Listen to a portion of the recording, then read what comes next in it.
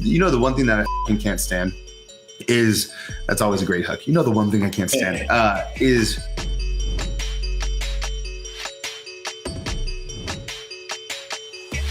All right, I think we're live. What's up, Funnelytics crew? What up? Cal here, and I'm here with the king, the master, Billie Jean Shaw. He's in the house. What's going on? Shaw the third, Billie Jean Shaw the third. Billie Jean Shaw the third. I apologize. You gotta throw in the third in there. How are you doing, my friend? I'm doing good, man. I'm feeling good. Thank you very much for having me. I appreciate it. And hopefully we can spit some fireballs today. My goal with anything like this is always to give tactics that allow people to make more money. Like, I want people to say, yo, I watched this, I did this, I made more money as a result of it. That's the beautiful thing. And we've got a pretty cool audience here with Funnelytics and the crew that we've built with Funnelytics in a short amount of time. We sent out an email to the 40,000 people, the people in the Facebook group, and like everybody knows Billie Jean, right? Everybody's at a stage. If you're in marketing, and already comments coming, freaking Billie Jean already. Like, if you're in marketing, people have seen your ads. They've seen you, and but there's always the few who just don't know who you are. So first and foremost, the thing I'd like to start with, and we can kind of dive into your backstory in just a minute. But first, I always want everyone to share their not so humble bragging rights. Like, who's Billie Jean? Like, why should they give a fuck? Yeah, like, why should they give a fuck? Why should they? Can I curse on here? Can I like go all the way real? Go all the way, man, all the way. I would say, who's Billie Jean? At a high level, I'm just like y'all, at least most of you guys here. Like, I went to school and shit, dropped out of college. And I don't know, my parents both grew up on welfare. My dad sold cars and he did good at it. So I got to have a solid upbringing and go to, good schools and shit. And I got some lucky opportunities there. But I don't know, I started my business just like y'all, with nothing, like nothing at all. Like I just was trying to figure it out like anybody else. Like I honestly, I'm really underwhelmed with myself. Like I work with a lot of franchises. I started an agency, not because I wanted to start a Facebook advertising agency. I started it because I was doing Facebook ads for like 3 years and people said, I'll give you money to do this for me. And I said, what? Okay. And then my agency started because I just needed fucking cash. I had to pay my bills. I had to get out of my mom's house. I had like bank accounts closed on me. I had fucking credit card debt. My credit score got to like no exaggeration, like 475. Like that was my credit score. Real shit. Like that's how low it went. So like I didn't have anything. I just learned this Facebook shit and people wanted me to do it for them. So then I started an agency. Long story short, that turned into working with some of the largest franchises in the world, from your Kia Motors to your Orange Theory Fitnesses, your Core Power Yogas, your Massage Envies, like all those in the health and wellness. Like we were one of the first people to ever do in-stream Facebook ads for those companies. I did small business loans. I did anything you can think of, but my focus was always working with companies from that $0 to $1 million mark or the $1 million to $5 million mark. So truly a champion of the small businesses. And that's really where my expertise has lied. Like, how do you mix this digital shit with the brick and mortars? And that's how I learned all this stuff. Since then, I don't know, spent millions and millions of dollars of advertisements. Facebook has flown me to their headquarters. I mean, they paid to fly me to do some cool shit with their policy team. From doing our ads now, from our personal branding standpoint, have been seen almost 300 million times. With those, I've been able to track relationships with a lot of other influencers that you guys have seen out there. Like the office that I'm in right now, you've had the Damon John come here and teach with me, Grant Cardone, Lewis Howes, Ed Milet's been here. Like the list continues of people gotten to speak at a lot of stages in this whole digital marketing world, et cetera. So I guess that's my humble brag. Like I've gotten to know a lot of people, affect a lot of people, change a lot of lives, work with a lot of companies. And in the last 6 or 7 years, I have probably personally built or managed more ads for small business owners than probably most people in the world. I would say that. That's how many I see. And so, yeah. Do you look back on it? And it's like sometimes you say that story. Talk about the kind of the background and where you've achieved and all that stuff. And like, man, like you're being flown to Facebook. You dropped out of college, you were hanging out at your mama's house, and now you're being flown to Facebook and you're working on their policies. Like, what the fuck? Man, yes, I don't do it enough. To be honest, that's probably a weakness. I don't do enough of like the self-reflection, just be happy shit. And I should. And I don't even mean to call it shit when I say it like that, because it's like important. But no, man, I don't like, it is like when you, as entrepreneurs, we accomplish one goal and our brains are so fucked up. And maybe it's a good thing too, that we go, all right, what's the next one? You know what I mean? Like, so I probably not, like, even right now downstairs, maybe I can give you guys a little tour after this, but like I just dropped $650K to completely remodeling our office and building a studio to teach from, like live in San Diego, where people can come and be a part of it. And it looks insane. And it's weird, man.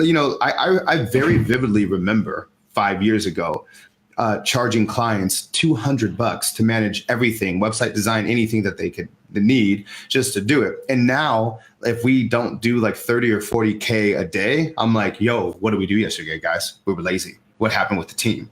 And it's weird. It's weird. You know what I mean? Yeah, it's fucking weird. Yeah.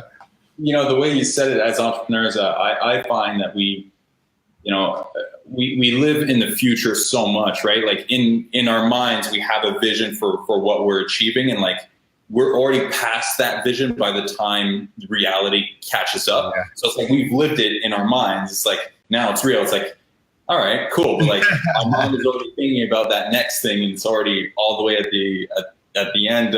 So I'm curious. I'm going to jump all over the place because I'm so fascinated with your journey. Where's your mindset at now? Where's your vision? Like, what are you thinking about? Because this is cool. 650 grand into a space where people can come. I know you've been talking a lot about the school system and whatnot. Is that like a start to it? That's what the vision has evolved into. So I know there's a lot of people here today too that are probably like just starting off or they're like lacking a little bit of clarity. One thing I want to make clear is I didn't come out as an entrepreneur with this grand vision and mission to disrupt the education system. And I think some people come out like that and they have this grand vision, which is cool, but it's also distracting because your business is going to change so much in the beginning. You don't know what the fuck business you're in. You think you're doing one thing and it's completely different, right? Like, so I don't, when I first started getting clients, I had one ad that went really well. And all of a sudden people were asking me to do work with them.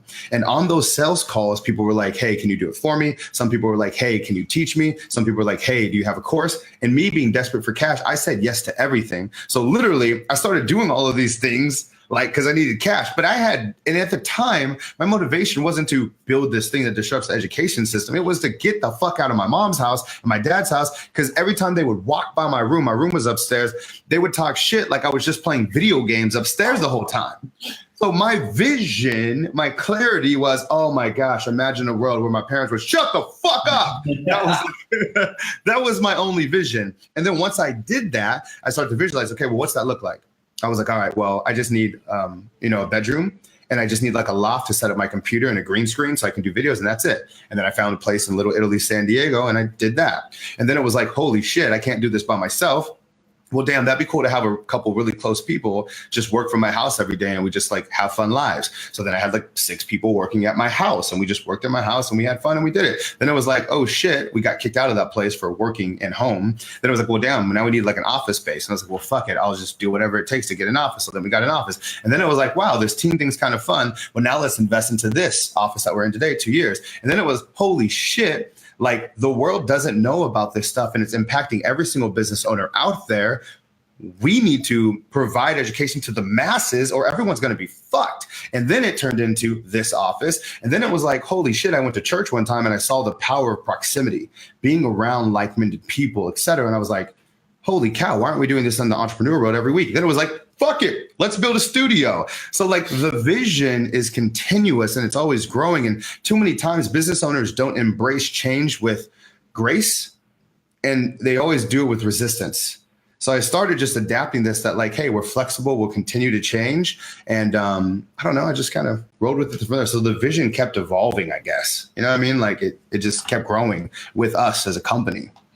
When you started and you started Facebook ads, you started for these businesses that kind of came to you and wanted more. Was your mindset like, all right, let's start an agency? Like I didn't even know what an agency was, dog. Like to me, agency, the only time I heard it before is like at the time, like remember those Budweiser commercials with the frogs? And it went Budweiser.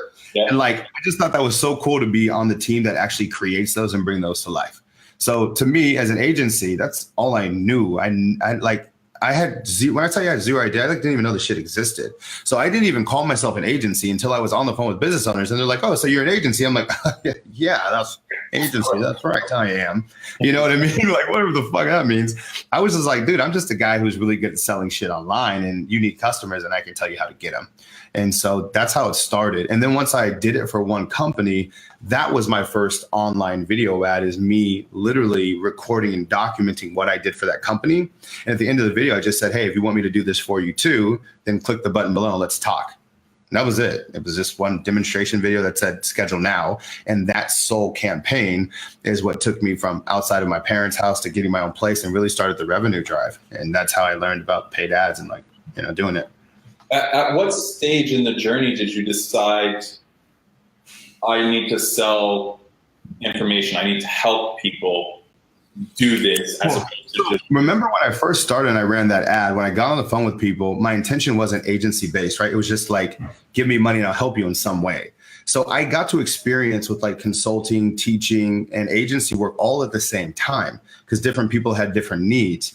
And I actually hated teaching before because I was impatient and I still had a lot to learn myself. So when I was on the phone with people, I just get frustrated because I'm like, dude, I've been doing this for 3 years. You want me to just fucking teach you and all this? I was like, it was really frustrating. And it was so not scalable. And so, dude, I taught in the beginning and then I stopped for years because I didn't want to deal with people. And I went all in on the agency because I thought it was my cool way to just run my own shit without having the headache of like teaching, so to speak. And then I realized later that the reason why I didn't like teaching is because of the way that I did it. The format, the structure, the everything. And that was just from ignorance. I just had no idea. And so it was only later when we did like one of my buddies, he's like, dude, you got to have a course. And I'm like, I don't want to do that shit. I'm not interested. He's like, just do it. And then I created this thing called Clicks into Customers. And then we did a webinar. We did like 83 grand in a day in one webinar. I was like, well, fuck it. I guess I'll learn about this teaching. And then even then it was still like, we had an agency. We were running really healthy. So I wasn't like super excited about it. But then I realized something, how disconnected I was from the customer.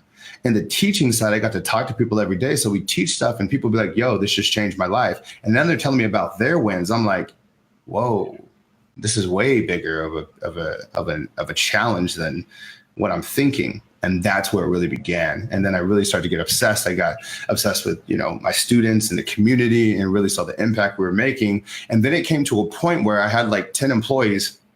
And we were doing this agency stuff full time, but then we had this teaching stuff that was kind of like back burner that we did like a little bit and shit, and we would dabble into it. But it really tore the company in regards to resources and being able to execute.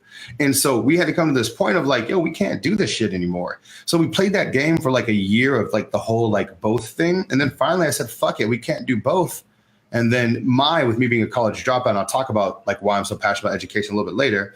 But I just said, fuck it, guys, we're going to go all in the school thing. We're going to build something that's greater than Harvard for entrepreneurs. And the team was on board and we said, fuck it. I sent one email and I had to fire like over 100 clients with one email.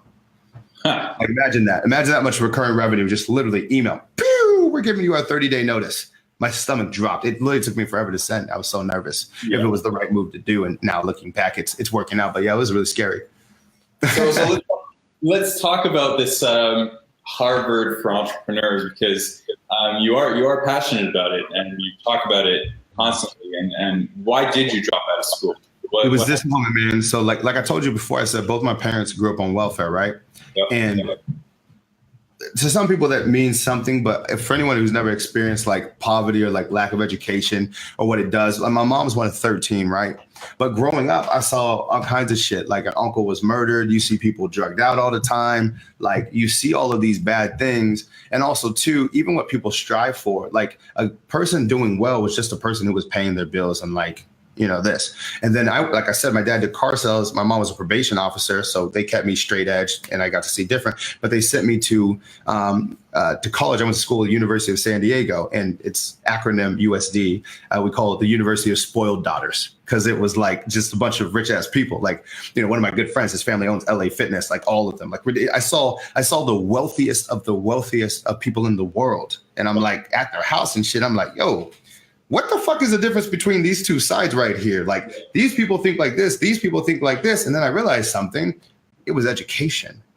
Like, these people just don't know about this. Like, it's so, for example, something that's, I hope this could impact somebody, but the whole thing about you are the average of the 5 people you hang out with the most.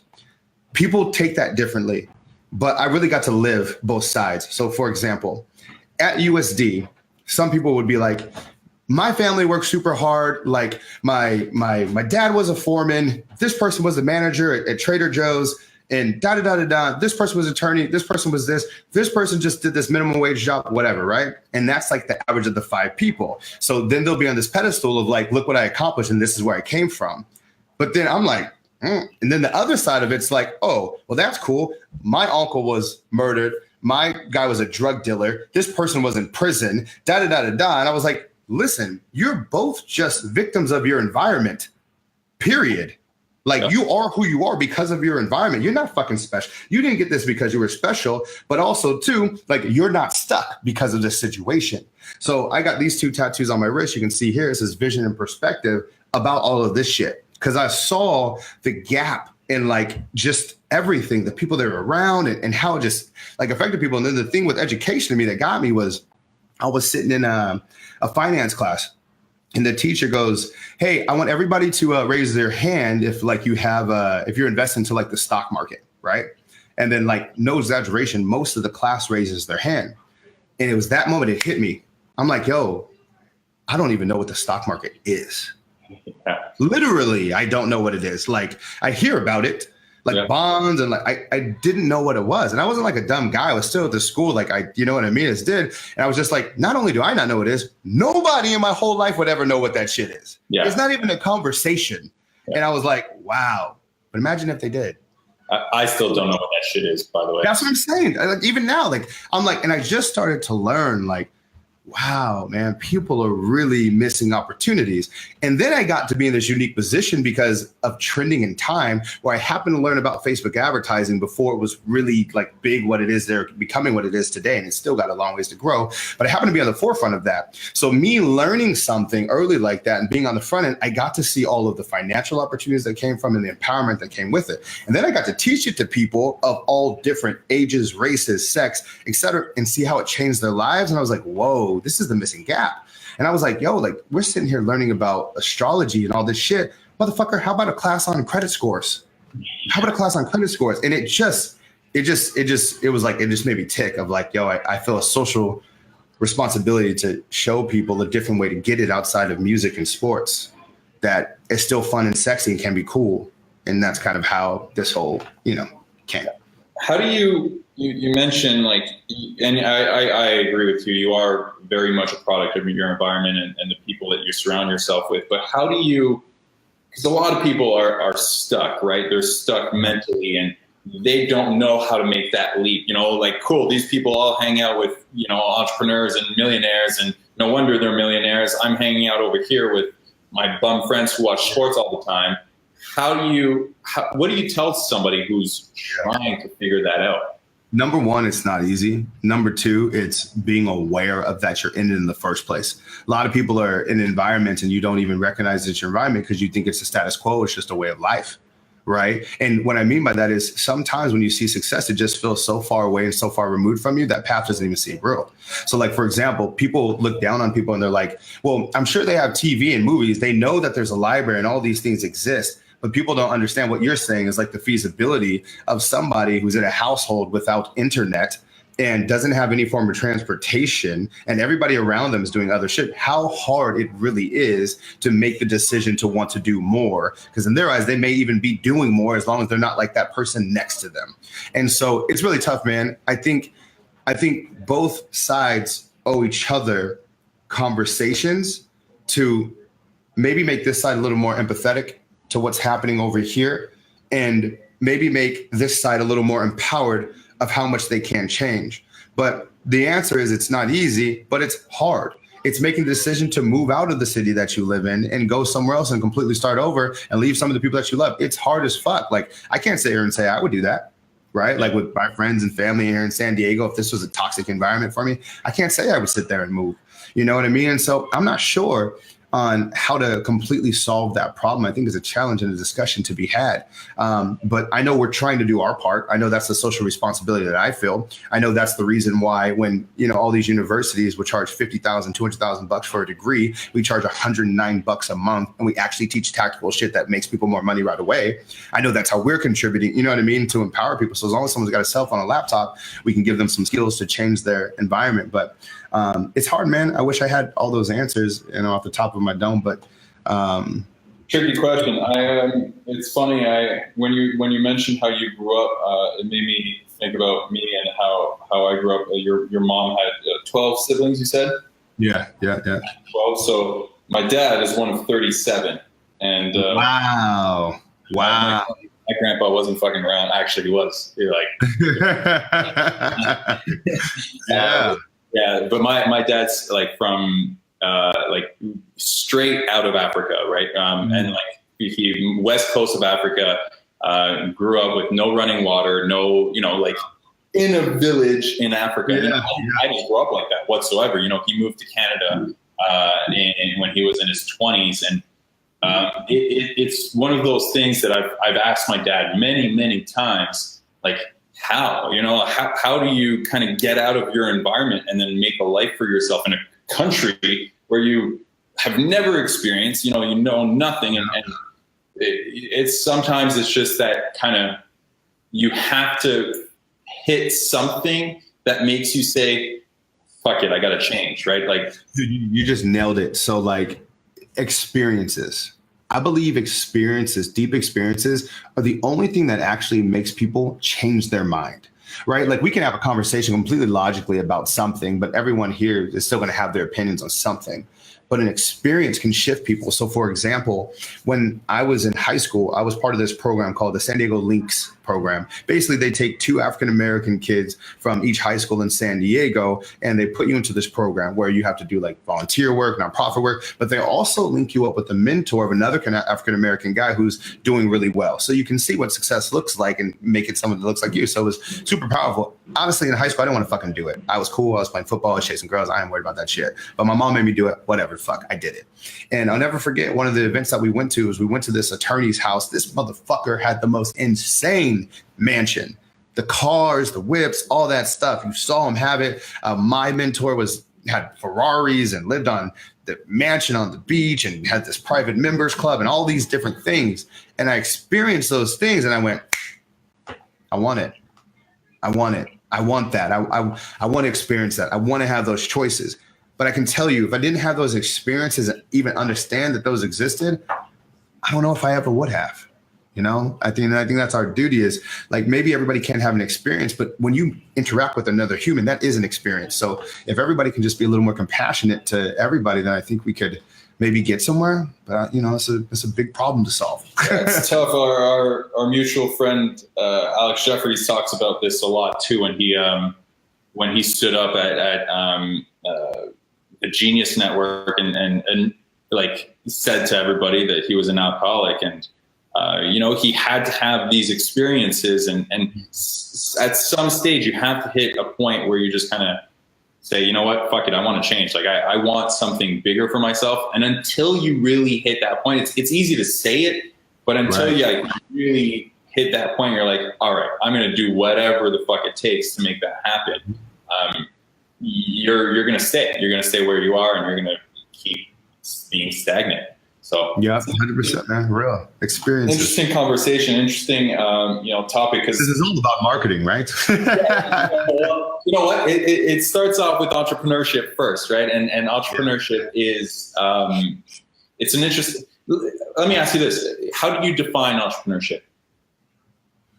Wow. I think I would kind of go to an entrepreneur as opposed to entrepreneurship, I think it's the first word. I don't know is the answer, but the first words that came to my mind was risk taker. And then what followed that is someone who's willing to sacrifice. Because I think a lot of people think that entrepreneurship is hard work.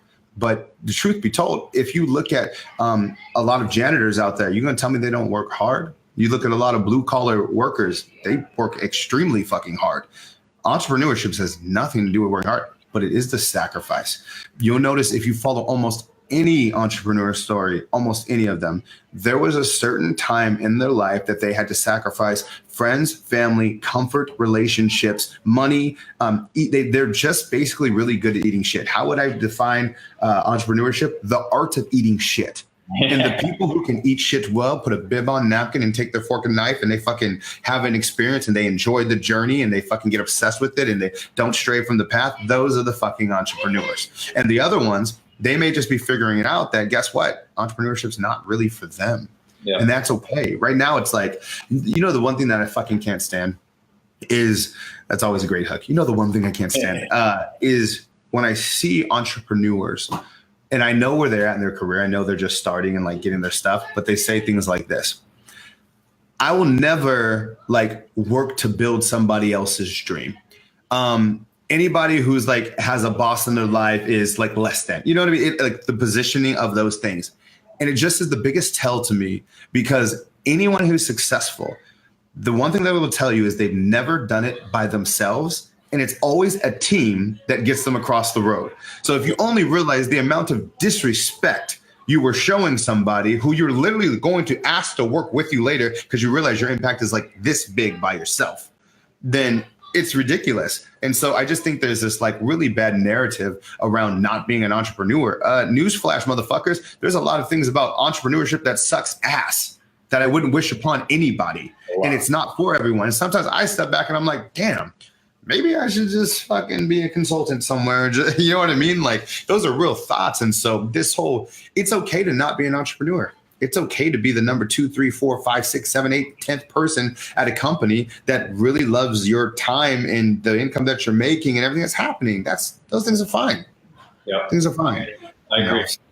And at the same time, too, a lot of people, I think there's this weird connotation around entrepreneurship where it's like you have to start a business, and you like in theory, yes, an entrepreneur starts a business and runs a business, and that's the whole point.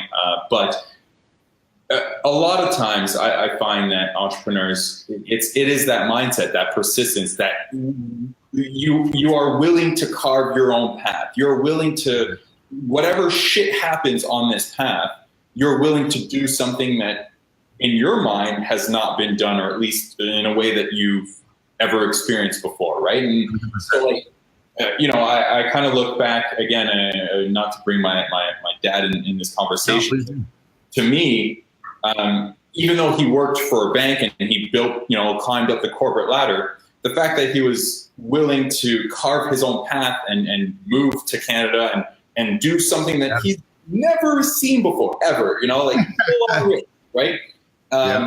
To me, that is also entrepreneurship. It's that mindset. And most people, I agree, they forget that like an entrepreneur really comes down to, are you willing to fucking eat the shit and still walk, still keep going? Like, I'm going to eat it. Just keep walking while you're eating it. And you're still, because you believe so much in your vision, you believe so much. And watch this, I'll throw one on there too. And this is something that I see entrepreneurs miss all of the time. And this one hurts me because you especially see it in the Black community a lot. And it's not a black or white thing, y'all. This applies to everybody.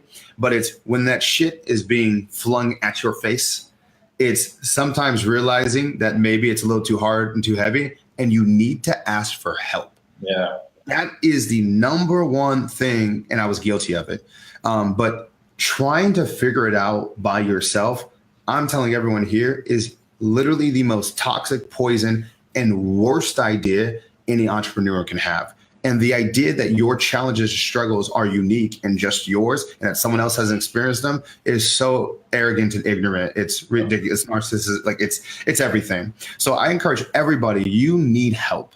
You got to have help. And what I was talking about in the African-American community, it's almost like we have this pride of like, I don't need anyone else's help. I can do it on my own.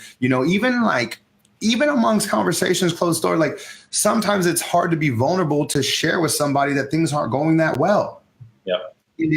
And that's all colors. Everyone can relate to that. You have that circle group of friends that you get around and you're like, I don't really want to talk about how my business really isn't doing that hot right now. Instead, everybody wants to stun it. Like it's going like this and this. I'm like, yo, like be real, be transparent. Because everyone goes through problems. And ironically enough, that's when you usually get the most momentum. That's when people want to buy from you. That's when people want to be around with you. That's when other people want to help you, is when you're like you just mentioned, Alex. Shout out to Alex. Like he stood up and said, hey, I'm an alcoholic. I need help. And what did he get? A lot of help. Yep. And he was able to do his thing. Who are some of your biggest mentors? A tip I would give everyone in regards to mentorship, and this is important, is there's no one person who will solve all of your problems.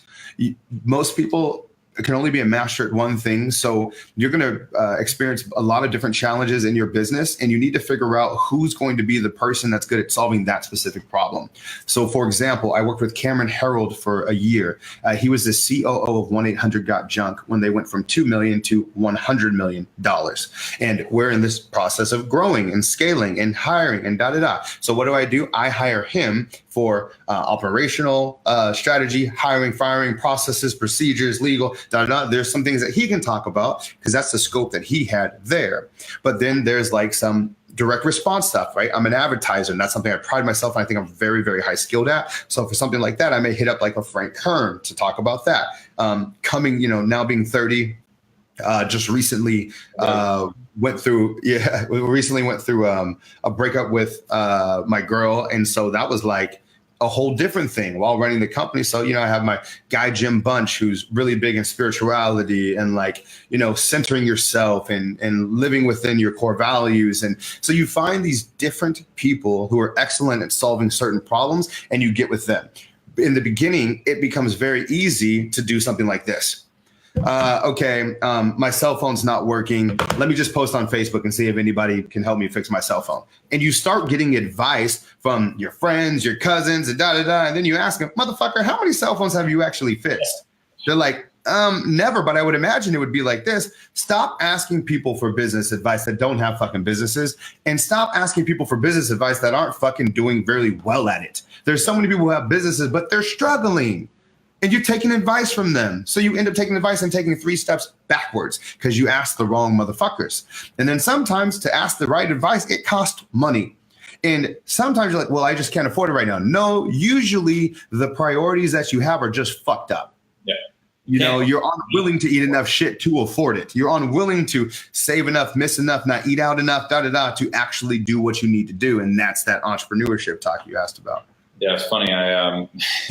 I had somebody send me a message yesterday. And I was like, your priorities are all messed up. He wanted to buy, we have a $95 kind of front end offer. And he's like, I can't afford this right now, but like, can you hold it for me? And I was like, first of all, if you can't afford $95, like fix your priorities in your life, figure out what's wrong. And this is probably not what you should be spending your $95 on if you can't afford $95. Yeah.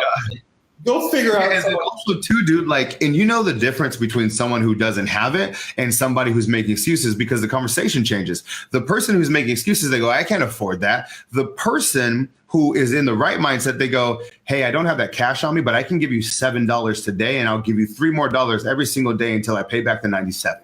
Yeah. One is solution oriented and they find a way, and the other is like, well, there's nothing I can do. The road's against me. I got no cash. I got bills and Let me go out to dinner real fast with my girlfriend to take my mind off this. Yeah, I couldn't have done that.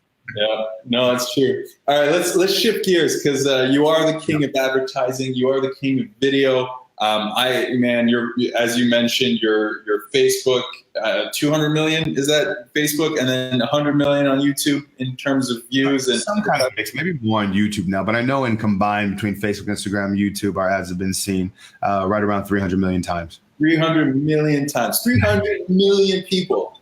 That's a lot. Million people. That's the entire. It may not be 300 million people, but they've seen 300 million times. I got to get the exact stats, but it's a shitload of people. And remember, this is the thing that's different: is all of our ads, when people see them, they're targeted. Yep. So they're all entrepreneurs, right? So anyone who has an affinity in entrepreneurship, a lot of the times they've seen our stuff. And dude, it's crazy. Like from a branding standpoint, like at first when I was advertising, it was just to make money. But then it turned into this thing. Like every time I walk outside, it's like, yo, Billie Jean. Fucking, I'm like, okay, this is different. And then I realized you can buy your own brand and fame.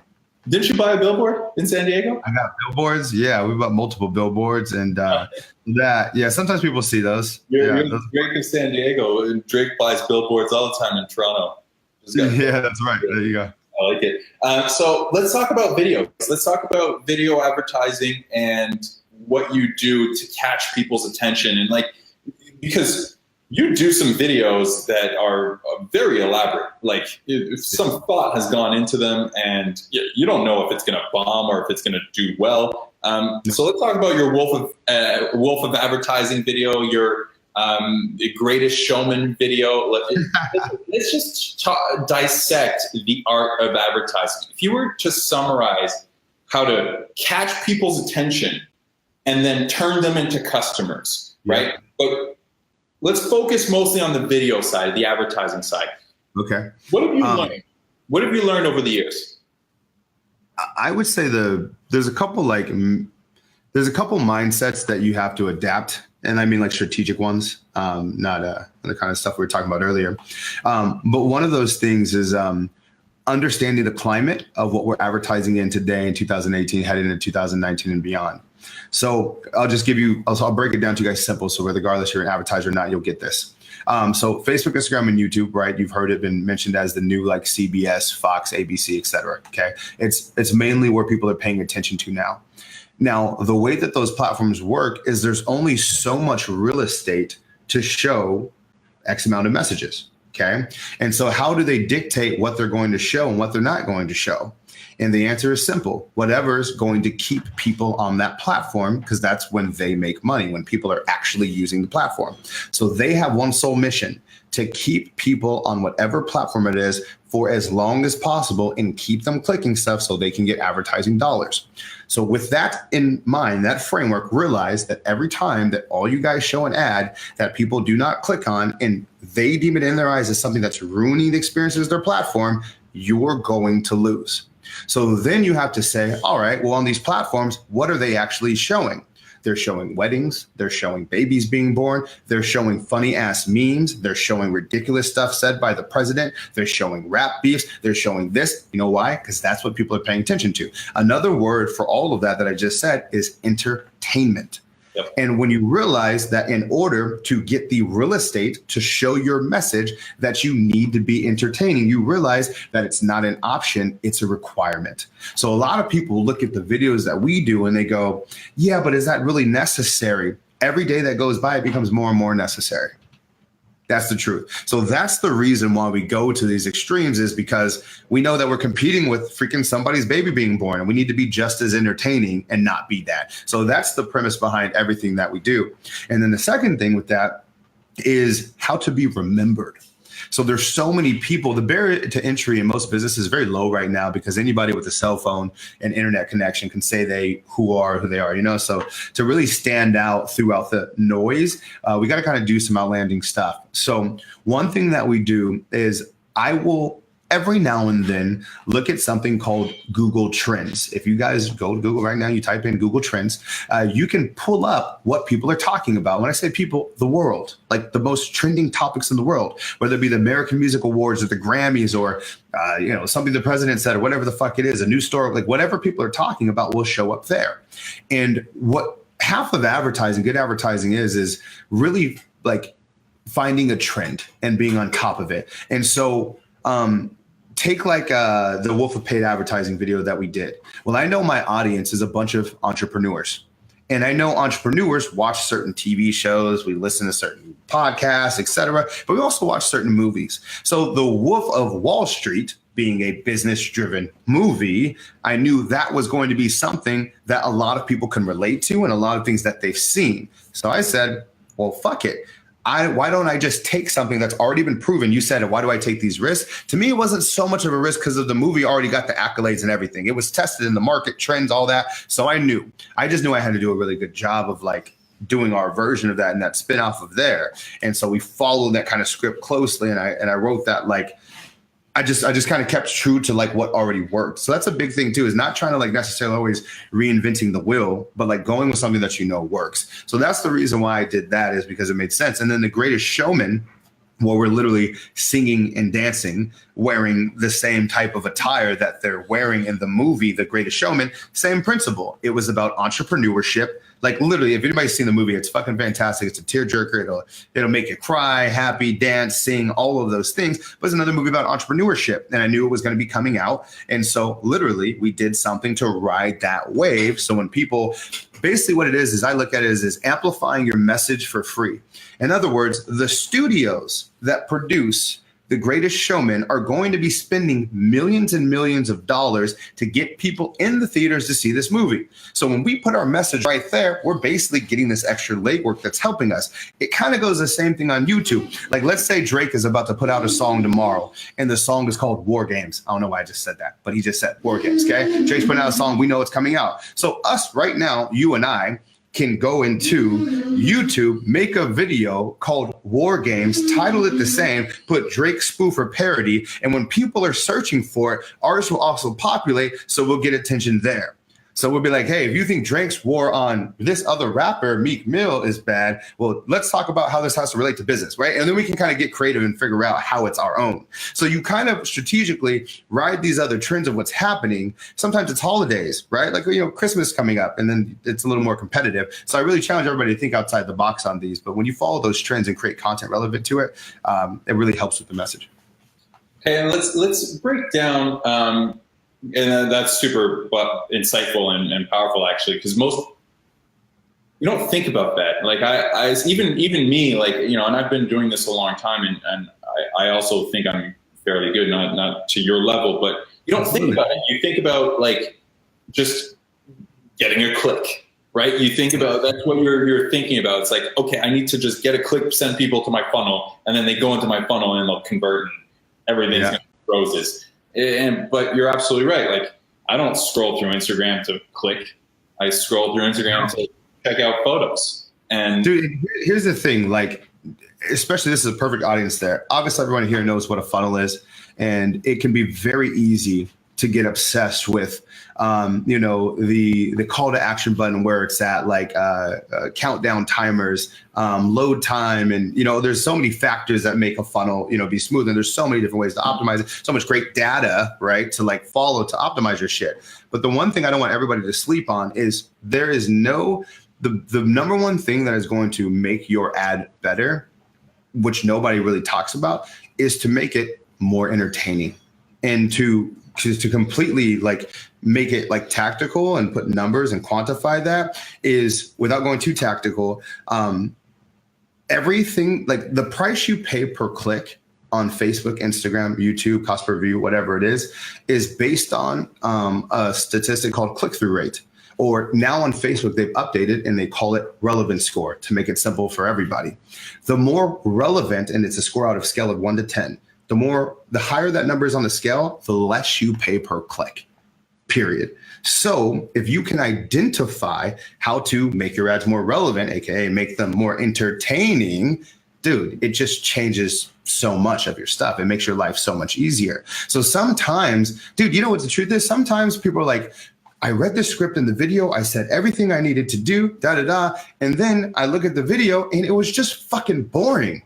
Right. The challenge is nobody likes that answer, right? Because if you accept that answer, that means you have to create a new video. You have to be outside of your comfort zone. You have to think of ways to be funny. You have to think of ways to be engaging. It forces you to now face the reality of a whole bunch of stuff you're probably not good at. And now some of you are saying, well, I just don't have that personality. Take a fucking improv class. Take an improv class. People are like, what? That sounds so weird. We're talking about marketing. I know. The game has changed. Yep. This is the new shit. Take a fucking improv class. I bet you're 30 times better on camera than you think you are. And then also too, some people are like, well, can I just get away without doing the videos? It's like, dude, people buy, and this is as old as time, people buy when they know, like, and trust somebody, right? So who do you trust? A still image of someone that anybody can do today where they can Photoshop, etc., or a video where you can see their mannerisms, their tonality, their personality, their body language, their environment, their office? There's nothing that will compare. Don't forget, it's not about just selling your product or service. It's about selling you. And if you didn't sell yourself, then people aren't going to buy. So when you guys want to talk about conversion hacks and tactics, I'll give you one simple. Don't be fucking boring. Add props, use music, change your environment. All of a sudden, your videos will be 30 times better for doing nothing. Be different. When you look at the companies, the musicians, the artists that are blown up, they're always on some weird shit. The hottest rapper right now is this guy named Tekashi 69. Y'all haven't heard of him. He's got rainbow hair, rainbow teeth. He's got tattoos on his fucking face. And people are like, why do people listen to this? Because it's different. Yep. Because it's different, because he's funny, because he's outlandish, because he's polarizing, right? So you guys got to stand for something, and you really got to speak your truth and stop trying to get all the fucking market. One of the biggest things I start to see when people are just coming out, y'all always are like thinking so big, you think beyond like reality. So for example, I'm like niche down and focus on like one customer, just women. And then you guys are, and then that's not even niching down that much, but let's just say you focus on women. People go, there's also a bunch of men. It's like, dude, first of all, you're a consultant. You can only handle 7 fucking customers. If you cut out the fact that you're advertising, like, what do you think is you can handle 7 people. You can handle 7 people, and you're worried if that's going to cut your shit out. What are you talking about? Like, we just get in our own heads about shit. Is crazy. So, fall back on that. That's fire right there. That's so true. What have you noticed, like in terms of behavior, now that you're kind of creating some pretty dope ads and you're thinking outside the box when you create your ads? What are you noticing in terms of human behavior, where how much do you have to, I know you kind of just touched on this and the fact that you don't have a choice, but you have to be entertaining and catch people's attention and pattern interrupt them. But like, how much do you now have to look at your kind of entire canvas of strategy as opposed to just this one Wolf of Wall Street ad that, Wolf of Advertising ad that maybe you got a lot of attention, but did it really bring everything, or was there a bigger strategy around touch points and how you move people around with your videos? So just clear, you're saying as a result of going so high on production on the Wolf of paid advertising video, did we have to change like all of our branding and go up to that level? Was that kind of it? Or no, more so because of the style of ad, right? The ad wasn't a direct, it was like the last kind of, it was a call to action, but it was very much attention grabbing, right? And I've noticed that, okay, your ads are starting to become a lot more attention grabbing. And I'm still going through Facebook and I'm still looking at like pretty good advertisers who aren't attention grabbing. They're not doing what you're doing. So how has that changed the rest of your marketing? How has it changed? Because it's cool to grab attention on the front end. You're cold, you don't know me, now boom, you know Billie Jean. It's like, are you doing that kind of strategy around everything? Yeah, the attention grabbing is kind of more of a principle of like meeting the customer where they're at. So for example, like I have a video, I have 2. So I have one video of me buying my Bentley. I have a Bentley and I recorded the whole thing and like made it this emotional thing and did it. I have another video of me and my daughter driving around in my Ferrari, right? Now, trolls outside looking in, people are like, oh my gosh, like what a fucking douchebag. Like he's in his Ferrari, he's buying his car, look at him so flashy, right? And then on the entrepreneur side, they're like, I don't want to represent my brand as that. And this is what I'll tell you. It's not about you. In other words, when people are in a state of entrepreneur, especially in the earlier stages, depending on what they're doing, and not even just fucking earlier, in the middle, like period. One of the reasons why we're in entrepreneurship is because we want the fucking cars and the toys and the shit and the freedom. Like we fucking want all that. Like that's actually something that we desire. And so the reason why we show it is because that's what people pay attention to. And then if you disagree with me right now, you're like, Billy, that's not true. Go look at fucking Instagram.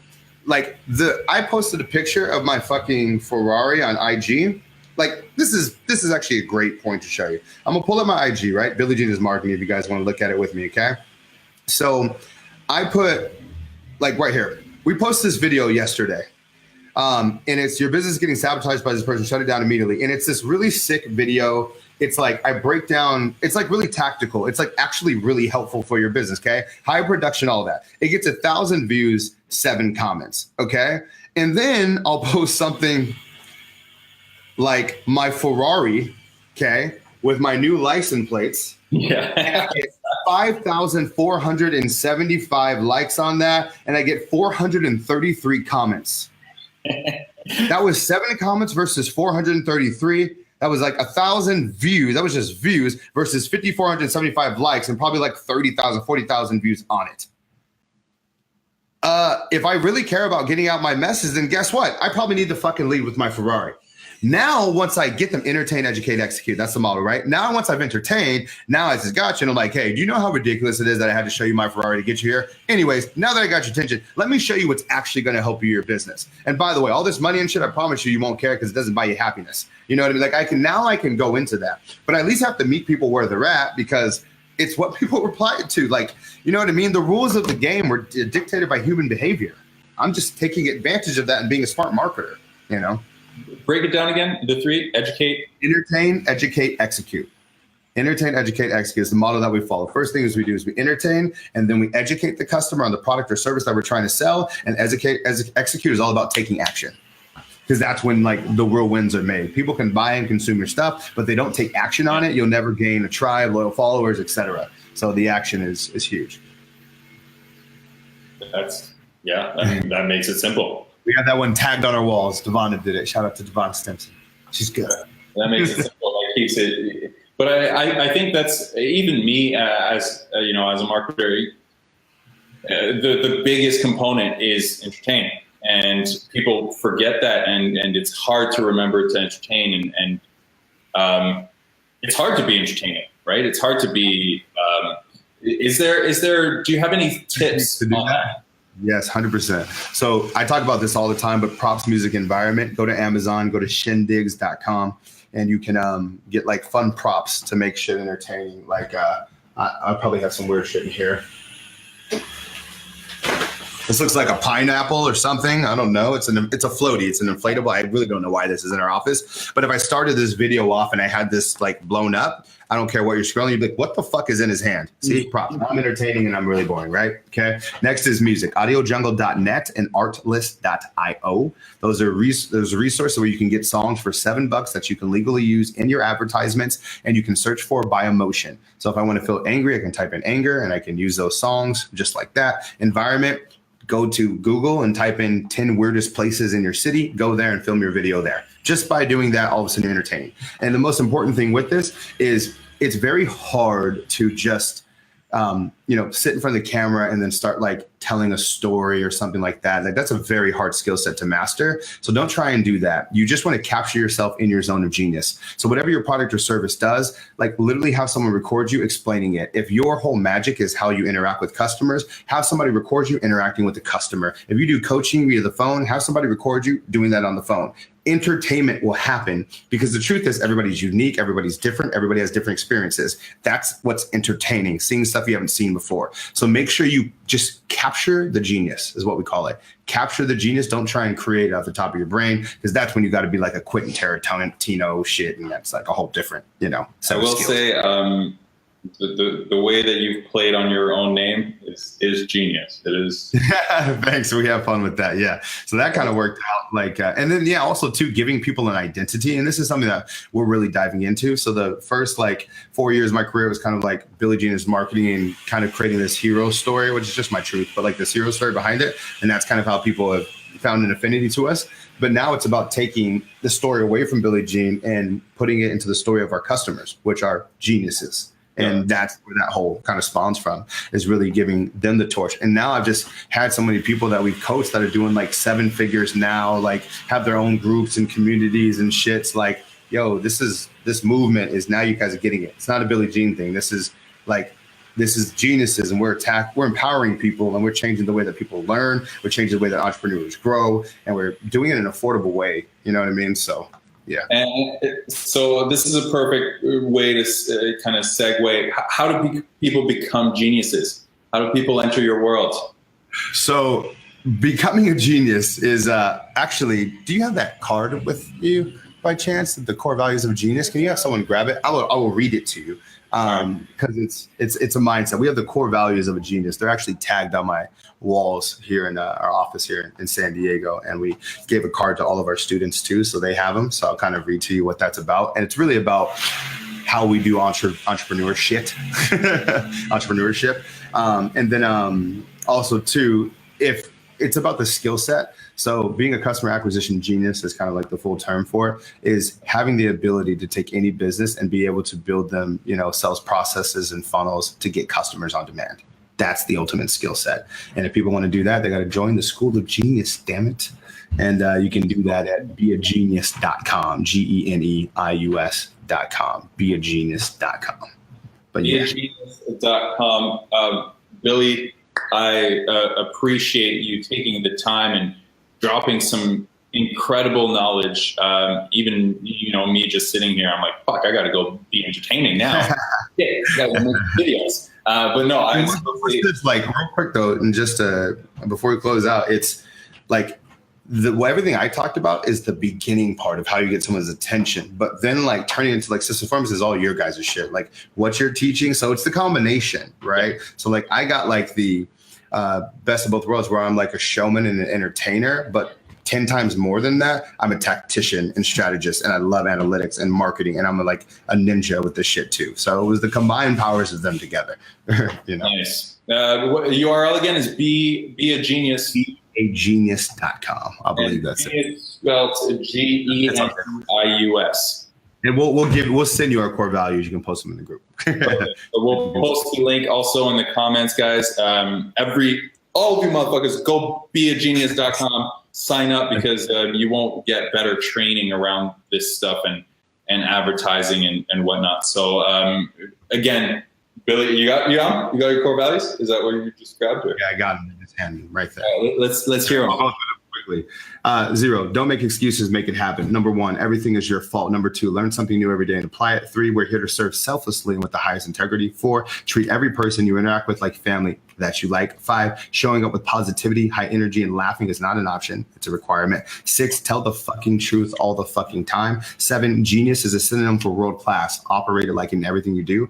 8, speed, flexibility, and punctuality are our strengths. Embrace them with grace. 9, don't think outside the box. Think like there is no box. 10, be specific, be thorough, be profit producing. 11, be organized, be clean, be prepared as fuck. 12, keep calm and respect others. 13, entertain, educate, execute, but more importantly, empower.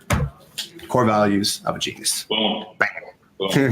I like little cards that we give to all our students. Empower entrepreneurs, even the people who are watching from afar. Sometimes you don't even realize people watch from afar, and you impact them as well. So thank you for what you do, and thank you for being here and for being on this interview with me, man. Shout out to Funnelytics, baby. Woo! Peace. Thank you for having me. Thank you so much, brother. We'll chat soon. Later, guys. Peace.